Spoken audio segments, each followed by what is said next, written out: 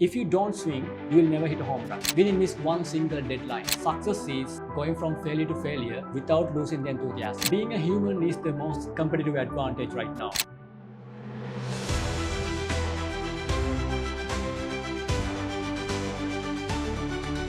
Good evening, everyone, and a very warm welcome to session 11 of the Road to Ignite Leadership Talk series.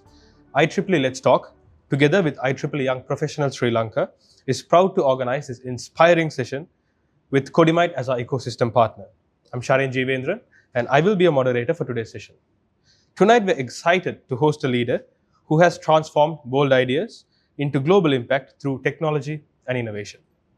A proud alumnus of the University of Colombo School of Computing, our speaker is a self-made entrepreneur who has built Codimite into a global technology company with teams across Sri Lanka, Singapore, and the United States. As founder and CEO of Codimite, he leads the development of solutions in agentic AI, enterprise solutions, and cloud ecosystems, driven by a belief that innovation thrives when people are empowered to think boldly. Without further ado, please join me in welcoming our speaker for this evening, Mr. Dasun Ariyarathna, founder and CEO of Codimite. Welcome, sir. So, thank you for having me here today, and I look forward to seeing all the young faces. I heard that all of you are in your 20s, so you make me really old. So, I am the CEO of Codimite. As I said, that I started this company with just 5 people in the year 2020. And right now we have over 150 people who work across the globe, Sri Lanka, Singapore, United States, now even in Japan, and partner of Zoom. And we work with one of the few of Fortune 500 companies as well. And in addition to that, the most exciting thing is that we have a R&D lab. That's where we build new products. Right now, we are about to launch a disruptive AI solutions for enterprises. And that's pretty much everything we do. And also, we are growing and hustling, grinding every day. And we look forward to create more opportunities to people like you. I'm very happy to hear that Codimite is expanding into Japan as well. That's a great development. And delving into your early university days, around the same age as many people in this room, what were you like during your university time? Were you someone who was with a 5-year clear plan, or just figuring things out as you went along? So, as I told you before, that I am not a straight A student with any plan at all. So, actually, I'm into more second bucket that you just mentioned, who is trying to survive each semester exams. I rarely went to lectures. By the way, bad idea. Don't do that. You will pay the price later. It's a bad idea. I'm just saying my experience. So, but somehow I managed to get my degree, BSc in Computer Science from University of Colombo School of Computing. But let me tell you a story that what university taught me something very, very important. Back then, actually, that time, one of my best friends, he was a genius when it's come to coding. Basically, he could code anything. I mean, this is way before AI, by the way. So, he used to fix computers since 12 years old, I think. And the crazy thing is that he was running his own operating system from the day one. I think I don't know, you guys familiar with some Arch Linux? It's an open source operating system. So all I saw was just a terminal. It's crazy. So he was using this operating system from the day one. But here's the crazy part. So this guy failed the operating system subject. So he failed. Think about that. And here's the irony. He taught me entire subject so well. You know, in the university we call 𝐾𝐃. So he gave me the 𝐾𝐃, and I learned the subject from him. And this is 2 weeks before the exam, by the way. And I got high marks. I think I got B+ or something. But he failed. I was like, I remember that time that scratching my head and thinking, what just happened? Because I feel terrible because this guy taught me this subject so well and I know he's a genius. So, but the reality was, this is the reality. He knew the tech inside out. There's no doubt that he's a genius. But my friend wasn't good at writing answers to a piece of paper. That's why he failed. So today, I recently also met him. Today, he was doing incredibly well and making a bigger impact than most of the people who got highest grades. I think now he's working for an Australian company. He's running the entire tech division. So he's doing so well. I'm not saying these exams, lectures don't matter. It matters. Absolutely, they do. I went there, I got the degree. It worked out for me also. I'm not saying it doesn't matter. It matters. But the most important thing is how you apply this knowledge into the real world problems. Because once you get into the industry, that's all we care. Especially in our company, 𝐾𝐃𝐬𝐻, we give the very little attention to your paper qualification. So, especially in this age of AI, I would say execution is the only thing that matters. So that's my lesson from university. That's a very good insight, Mr. Dasun. More so than what you learn theoretically, the execution matters is a very good statement. Yeah, absolutely it does, because that's why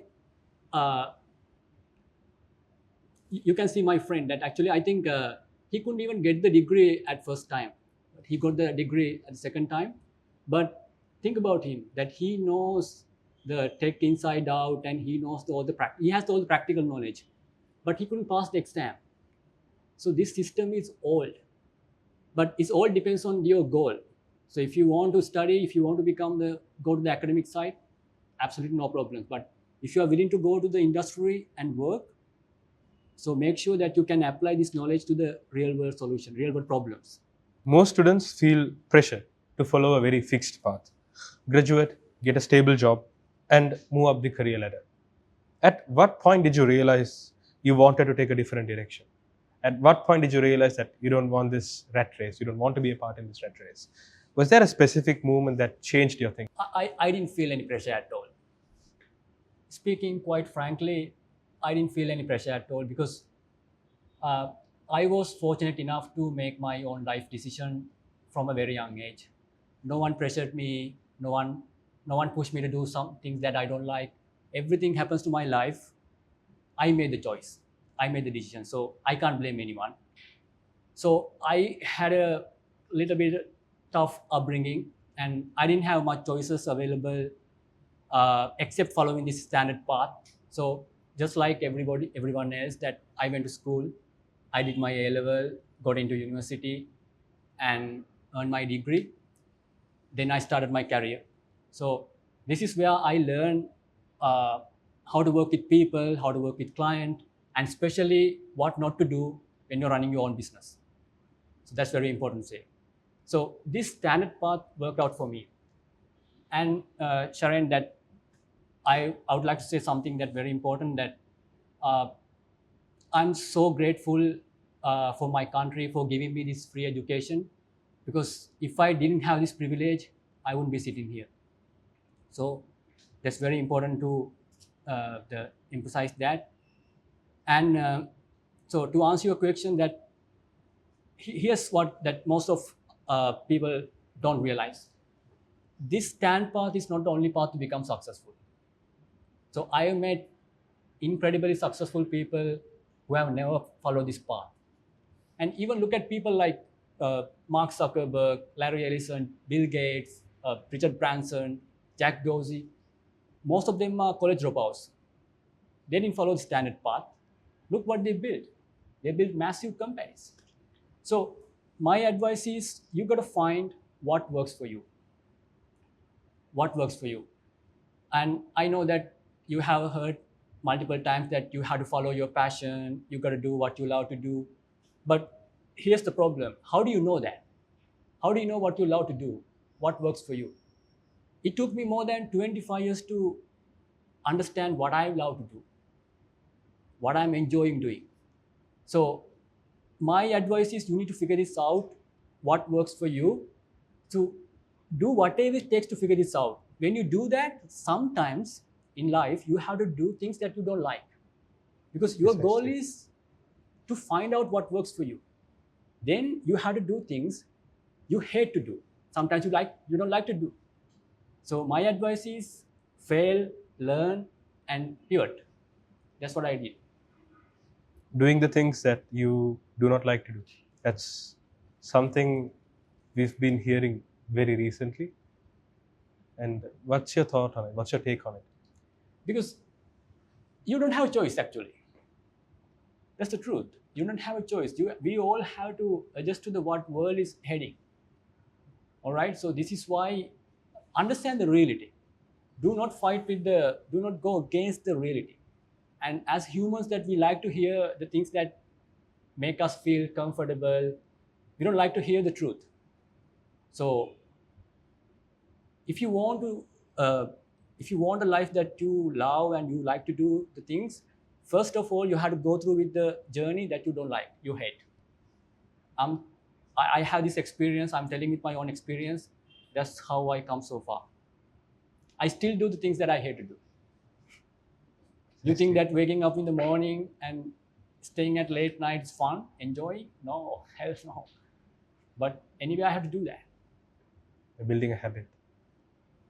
The word entrepreneur sounds very impressive on LinkedIn. But what did the first 100 days of Codimind actually look like behind the scenes? Okay. So here's the thing that,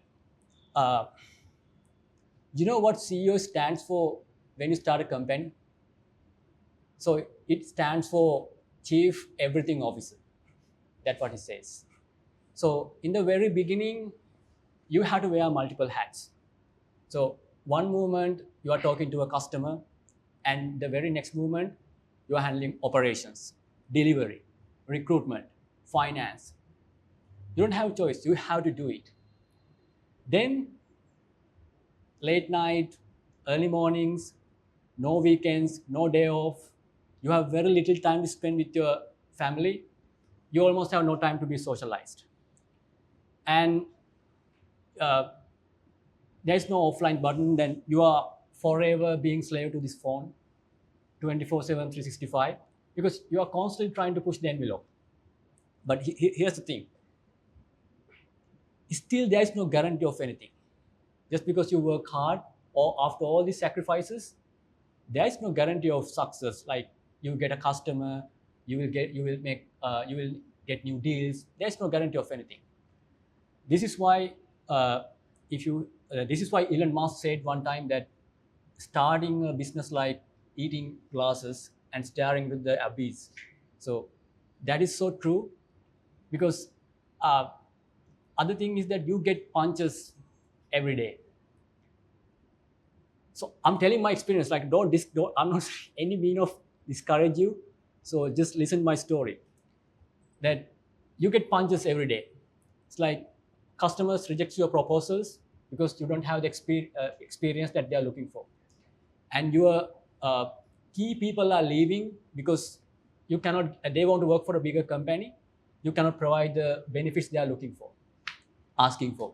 And new candidates come in to the interviews and they look around the office. I still remember some of their looks, like it says everything. Our first office was just a small house. Candidates, they look around, they were like, what there is this? This is not office, this is just a house. I don't want to work here. That was the look there. Then things outside of your control start collapsing too. Economic collapse, inflation, power outages, fuel shortages. So uncertainty is everywhere. And the most scariest thing is looking at the bank account, right? The bank account is draining. All you see is money keeps flowing out, and all the expenses, bills, salaries, and still no new deals, no new customers. Then you can't sleep at night. Your back is against the wall, you have the stress, you have the anxiety, sometimes even depression. So I still remember that at night, your mind keeps racing nonstop. It feels like your head is about to explode. Pressure keeps compounding. Then you start doubting yourself. You're like, what if I fail? What if I don't make it? What if am I actually going to make this happen? What if I embarrass myself in front of the people I care about? So you have all these voices, questions going on in your head. You have every reason to give up and go back to your safe, predictable, normal job, normal life. This is where you need to understand your why. I think this is the Sharon, this is the this is the tipping point of any entrepreneurs, because if you don't know your why and your only goal is just to make money, you're going to give up. For sure, you are going to give up. Because why would you do that? You have other ways of making more money with far less stress, far less risk. So, is that true? Yes, it is. So, something deeper has to drive you. So, for me, I truly enjoy doing this. Finally, I found what I love to do. And this is what keeps me alive. I can do this forever. It was never just about the money, Sharon, that money and materials are just the byproducts of building something meaningful and creating opportunities to people. And especially, I'm telling my own experience, especially proving to yourself and maybe to the universe that you are doing something great and you are doing your part and fulfilling the responsibility you were given. So that's my experience. So even if you are faced with challenges, the passion you have for the business, for the commitment, the passion you have towards your goal is what keeps you driving even in the darkest of times. Yeah, it's something beyond the passion, I would say, because you know that if you become an entrepreneur, the most important trait of any entrepreneur is keeping your words, keeping your promises to your people, to your client. Delivering what you said you were going to deliver is the most important thing, even if you have to lose the money. Because then you feel like you have a responsibility on your shoulders. So that's what keeps me drive. Keeping to your word. Yes. Taking out accountability, I believe. Yes. And university teaches us theory and frameworks, but building a real company is very different. What was the first biggest reality check you faced when you moved from learning concepts to building something in the real world? I read hundreds of business books. I listened to many podcasts. I even have mentors. And I even created multiple business plans. But let me tell you something that maybe you will hear very rarely. Nothing will go according to plan. Everything will take longer than you expected. And you will spend more money than you estimated. There's no silver bullet. You have to go through with this journey. You have to play long enough this game to things work out. And I'll give you one example. We started talking to one of the big names, big enterprises customer. It took us more than 2 years just to get one small itty-bitty deal.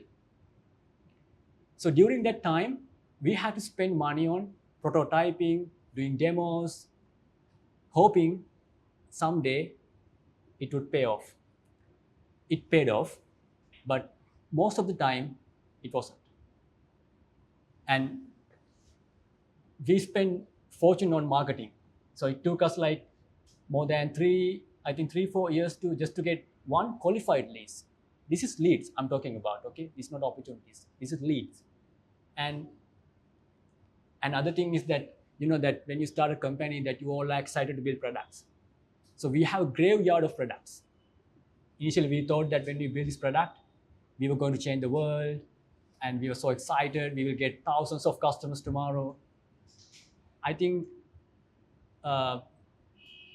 it took more than 2 years just to get one paying customer. So listen, here's the thing. If you don't swing, you will never hit a home run. Absolutely. You need to keep swinging. Even if you fail. Absolutely. What's the what was the period when you felt this is it, 𝐷𝐴𝐻𝑒𝐷𝑖𝑒 is done, want to give up on this? Oh, how did you navigate your way out of it? It happens to me every day. Truth be told, I mean, I'll share my first experience. Okay, let me rewind the clock back to year 2020, the year that we started the company, and we opened our first 𝐷𝐴𝐻𝑒𝐷𝑖𝑒 office in Ratmalana. It was just a small house that can barely accommodate to 10 people. And we were so excited. We thought that we are going to be a disruptive company. And we even had a big party. So we started the company on March 2nd. So 2 weeks later, we had to shut the doors on March 19th because of the COVID pandemic lockdown. Right, yes. At that time, I thought, okay, we are done. We are going to die.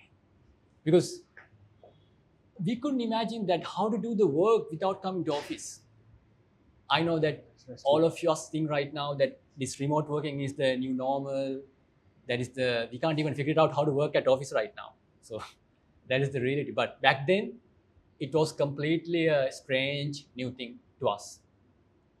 And whole world was frozen and customers were panicked. Nobody knows what's going to happen. So we embraced the remote working, and actually, Sharan, that looking back, honestly, I don't think we would have grown this fast without embracing remote work.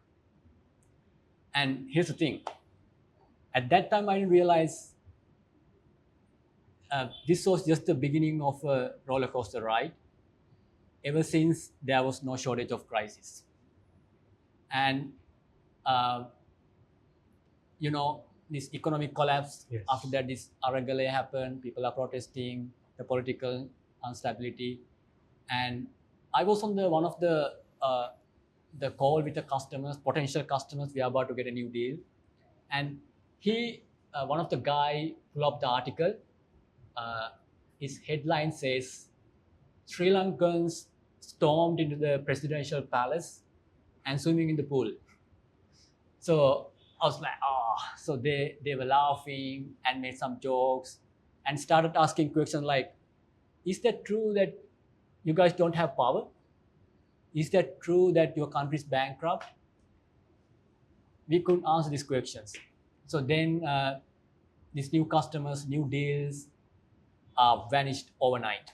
And I remember that deals we had been working for years, that some deals take like 2 to 3 years to close sometimes. So these deals had suddenly disappeared out of nowhere. Then the other thing is these existing customers also started asking questions like, because they want a guarantee. Everything was chaos, the power cards, and all the Americans knew, the mainstream media saying about Sri Lankans, this situation. And our existing customers wanted the guarantee that we would not go dark. That's fair, right? Because that's a chaotic situation. And I remember that we kept our heads down and we focused on what we could control. So we didn't miss one single deadline, Sharan, that we didn't have to make any excuses to our customers because we over-delivered everything we are supposed to deliver.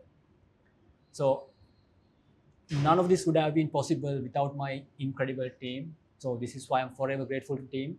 It's not me who built this company, it's my team. And without my team, that you would have dead for a long, long time. That is very amazing.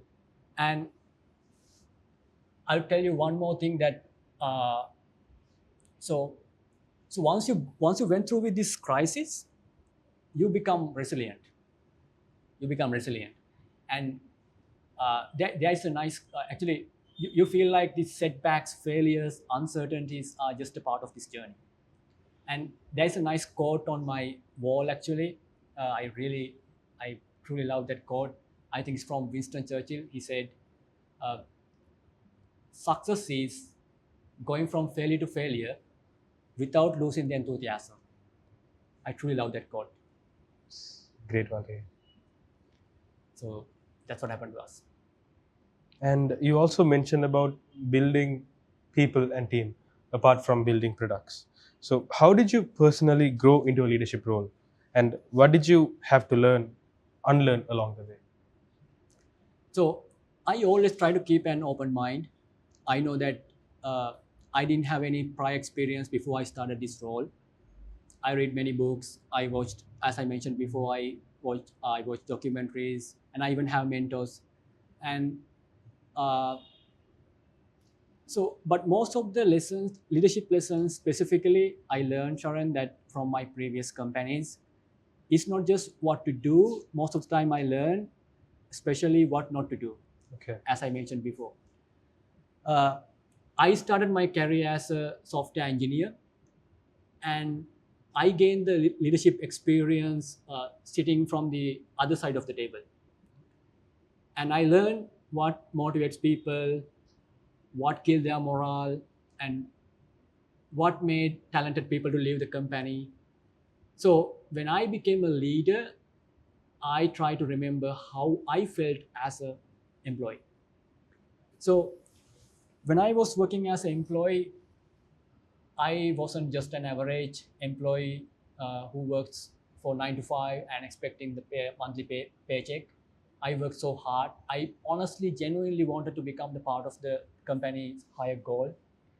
And so this is how I felt when I was working as an employee. So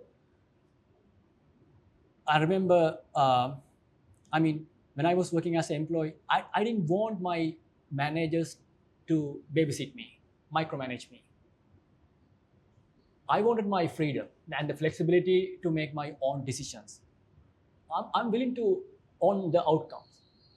It's not like that I'm going to pass the ball. I'm willing to own the outcome, whether it's good or bad, it's a failure or success. I'm willing to own the outcome.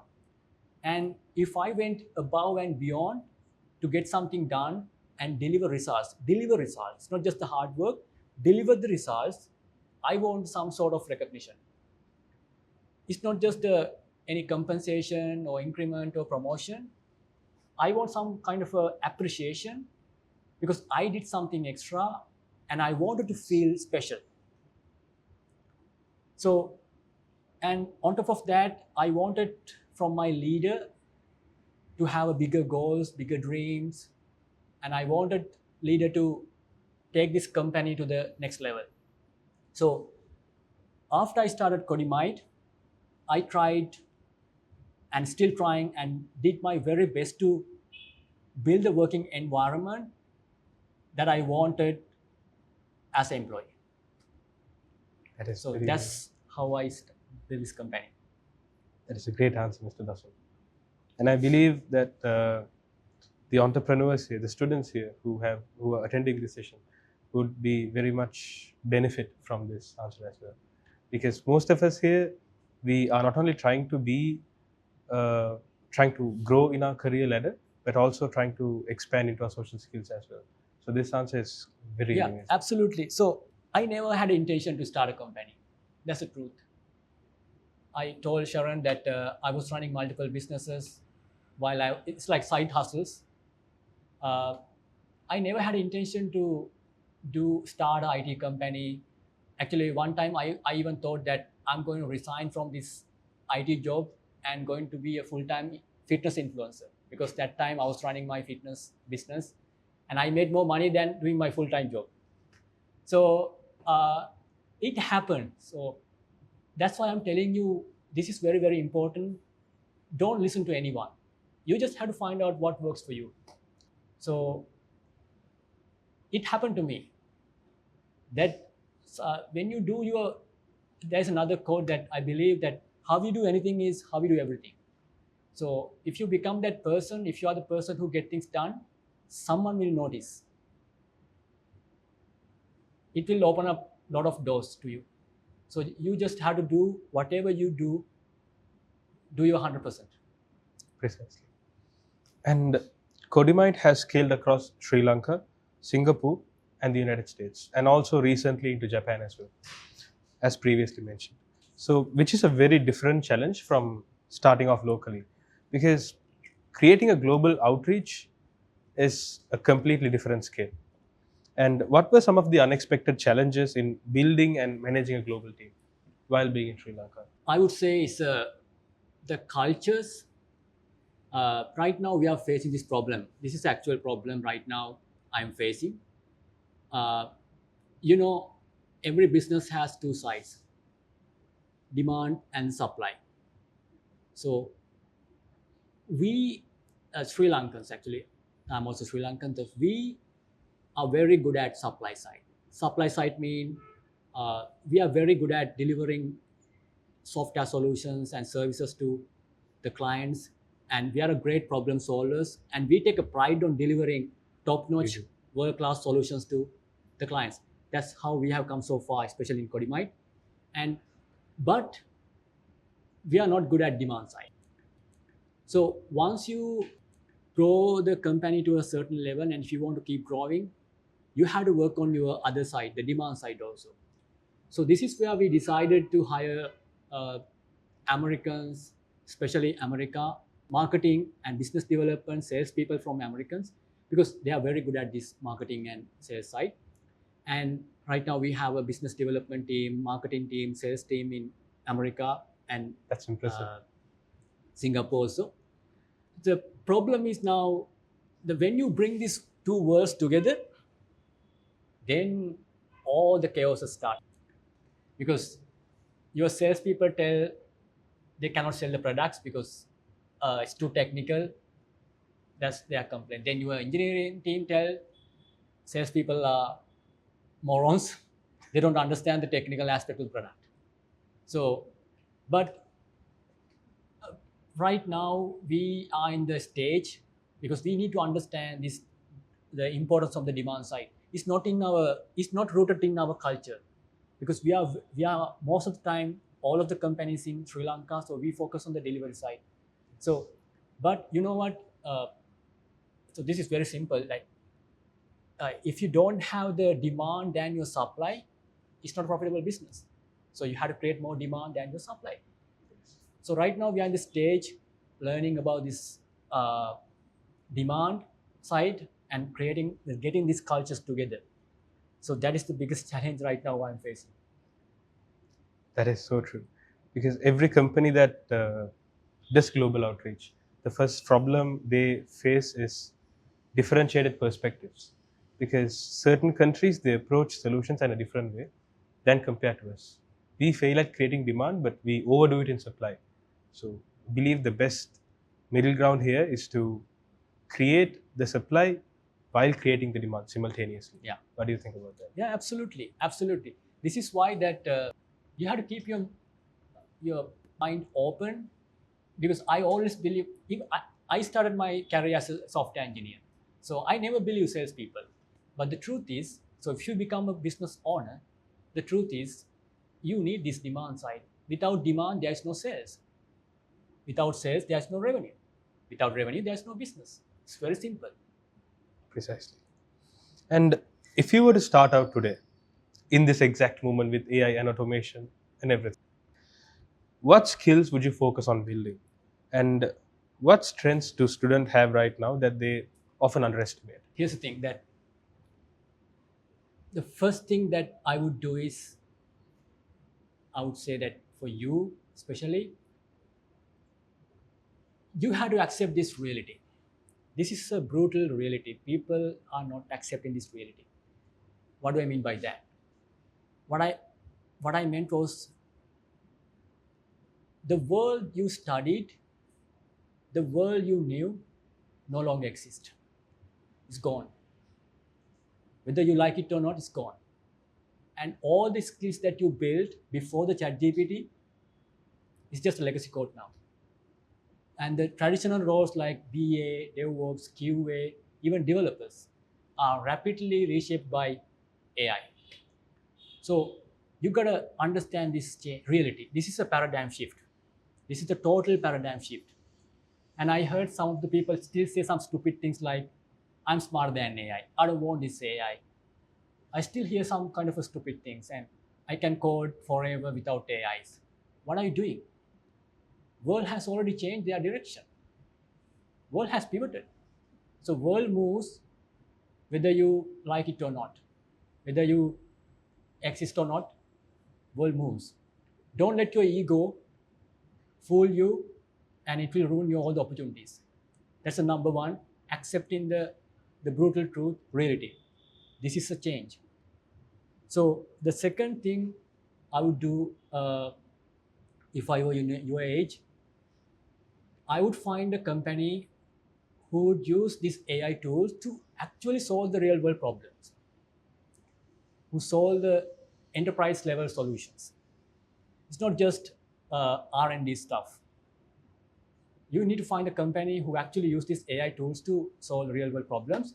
So go there and even understand this, how these roles are changing, how these roles are rapidly reshaping by AI tools, and understand what customer wants from these AI tools.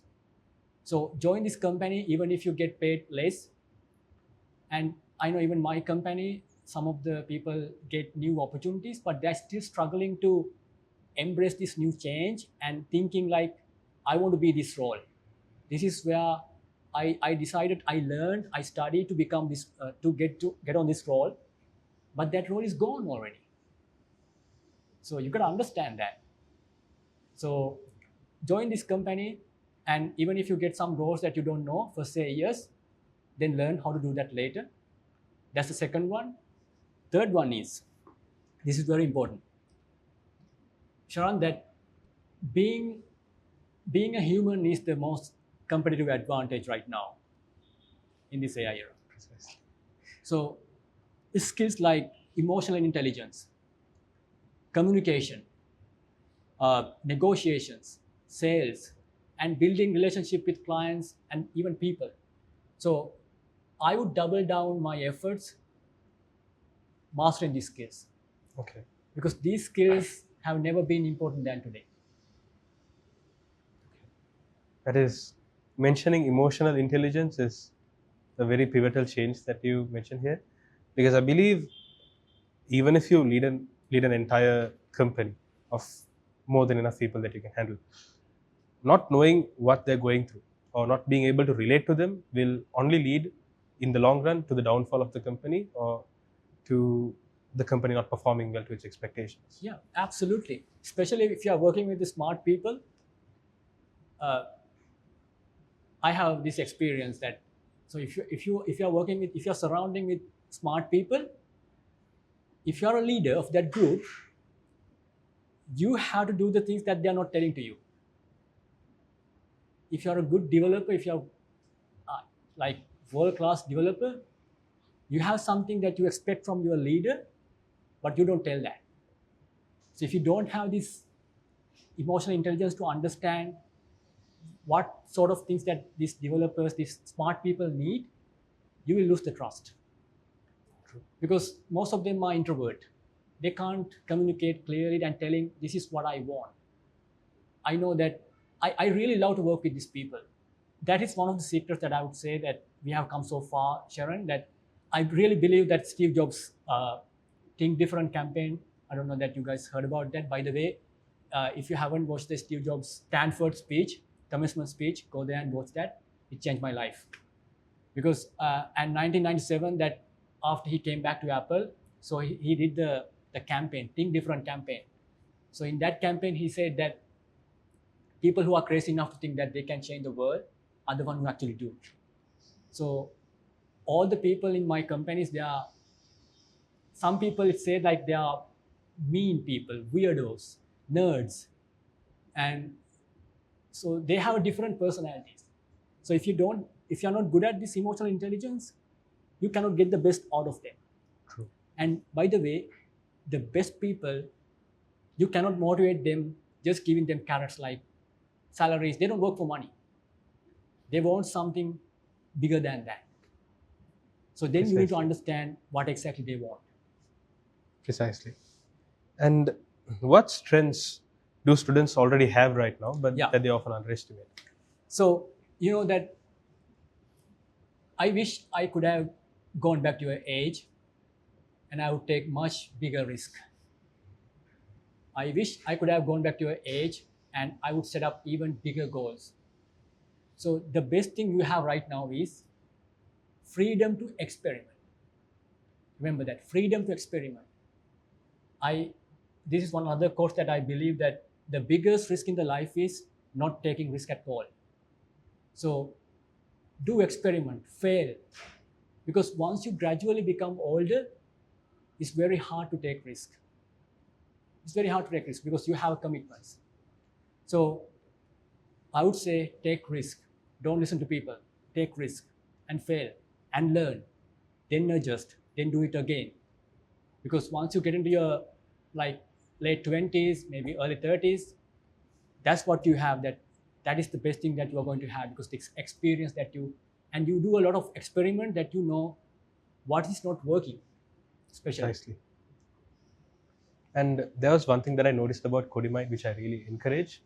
In this time and age where people move on to giving remote jobs to people, to their employees, and that also defeats the purpose of team collaboration and communication. A physical presence, having a physical presence in the company encourages you to talk to people and be with the environment and merge into the environment. But when remote works are given, remote job is allocated, that often tends to disintegrate. What I really noticed is that 𝐷𝐴𝐀𝐃 is encouraging hybrid work to students, to interns, and even professionals. That is a very good development. Absolutely. So, you know that I mentioned about that when I was working as an employee, how did I feel? And I try to create the same working environment I would expect from my employer. I'm talking about this, especially developers, and I'm more into the development side because I consider myself as also a software engineer. So I always take their side. And developers and the best people, they want the freedom. If you force them to come to office, why would you do that? If they get things done, that's it.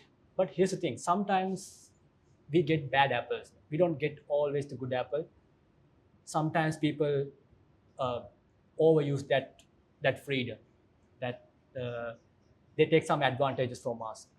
So then because of that, sometimes we got to do a little bit of changes, but still that here's the thing, that the more we ask people to work from home, some still come to office. So that's why that I don't think that we cannot put a policy, okay, you had to come to office or you had to work from home. So you have to give them the freedom to. Precisely. And certain scenarios that we do some social events, especially Fridays, that some people have to come to office. So some of the roles necessary to come to office, but most of the majority, they have the choice. They can select whatever they can do. Precisely.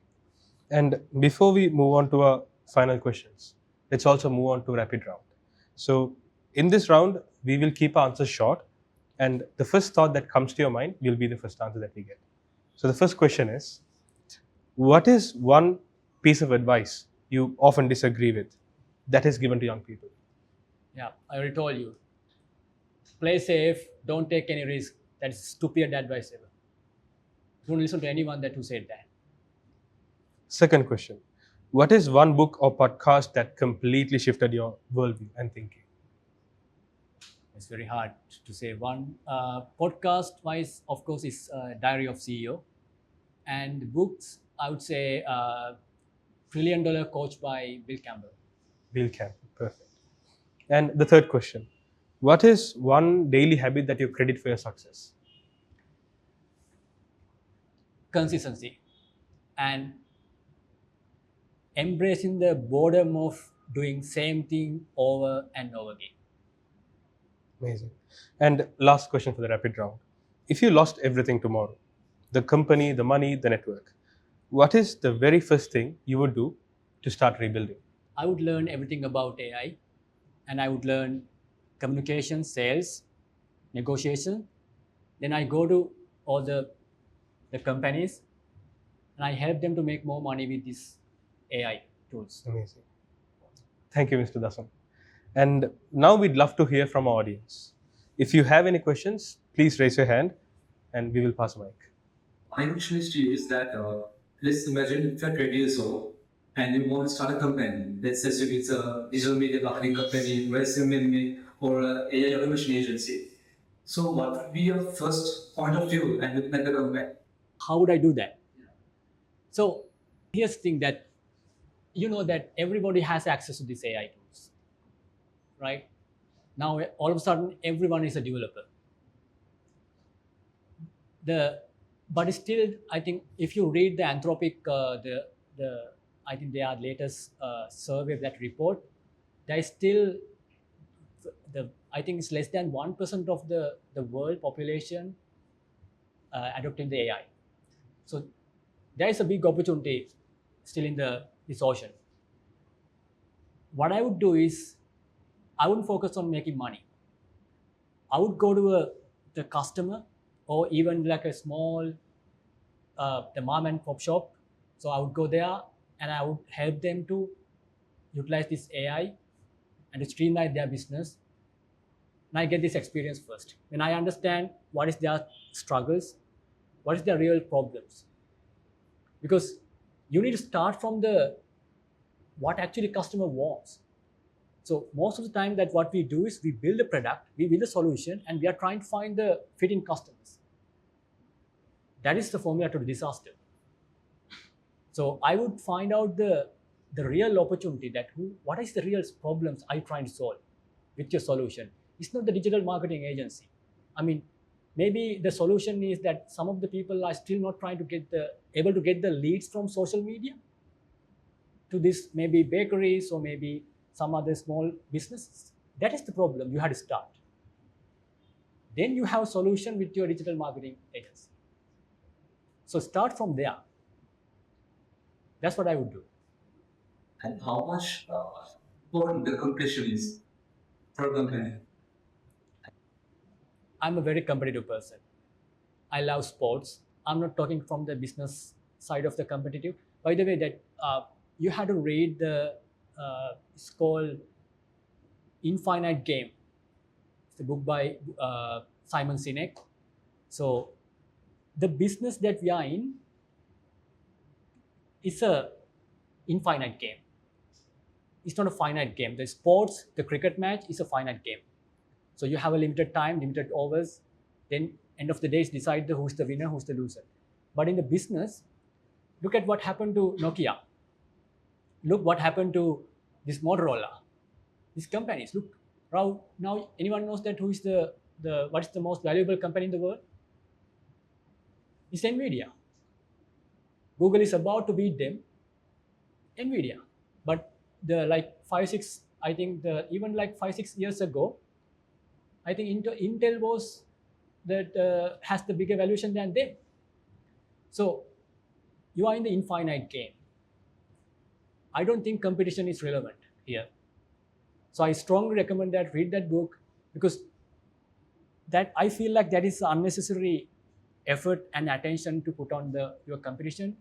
So focus on what values that you can bring to your customers and build your name on that. So play the long game, not the short game. You see, use of AI in education. Education sector. Yeah, like schools and from which I don't do I study and universities. So how would you think the use of AI and the AI platform now? You are saying that how important to use AI for the EDU? The importance. So maybe there are restrictions that student cannot use smart devices. Right. I mean, you have a exposure and then if you have a study or research about it. Got it. So this is a very interesting question that this is a real problem. This is a good question, by the way. And now I work with the American companies. They also have these problems. And the students are cheating on exams using these AI tools, and they put some restrictions not to use AI tools. Here's my point of view. This is my view, by the way. I think this education system that we have is fundamentally wrong.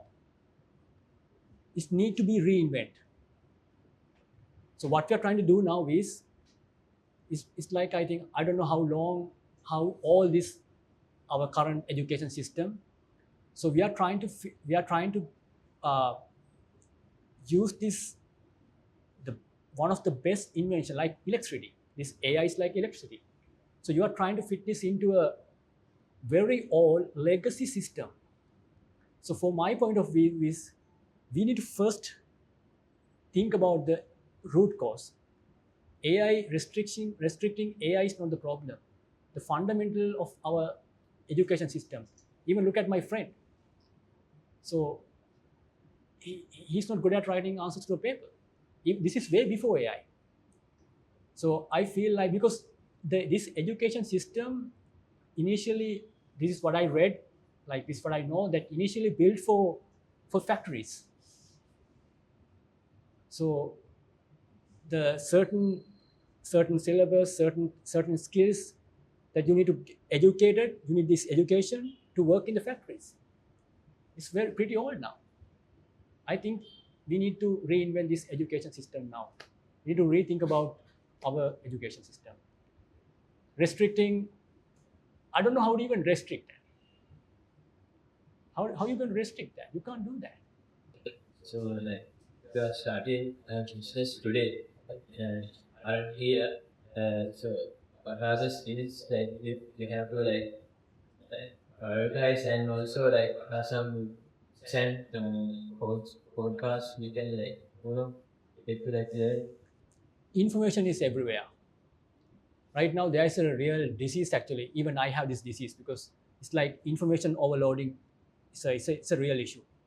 So you can listen to podcasts, you can watch YouTube videos, then you can read books. Then you, end of the day, you were like, okay, where should I start? You are now overwhelmed. So just do things. First understand what you want to do. So if you want to start a company, or even if you want to start a career, so whatever it is now, just do the action. Just don't worry about that. Just don't overwhelm whether you can do something or you can't do something. Just take actions. Then you fail. Then you learn. Then you adjust. Then you do it over and over again. So once you do that, you will be mature enough to understand what is working and what is not working. So my advice is always learning by doing. Don't just read a book. It's useless if you're not using it. So just do the things. Now you have access to this. Are you using chat? What tools are you using now? So you have paid version? First fix that. That's very interesting that you work, your student, that who paid your bills? Parents. That you ask that when you want to get a reload to your phone, that you ask from your mom, your dad. Okay, so then ask, get a paid account to your ChatGPT. So by the way, that all of you, that if you can invest, this is the one of the big investment. It's Gemini, your ChatGPT, I don't know, whatever its tools, get a paid version. Because free version has so all sort of nonsense. So get a paid version first. Because you get the different kind of answers. And see, now you can, you are not willing to invest in this paid version. See, how do you know that this is exactly what you want? So first, I would say that get the paid version of your ChatGPT. Thank you for your questions, guys. And thank you so much, Mr. Dasun, for sharing experiences, insights, and inspiring journey with all of us today. We definitely learned a lot from each other.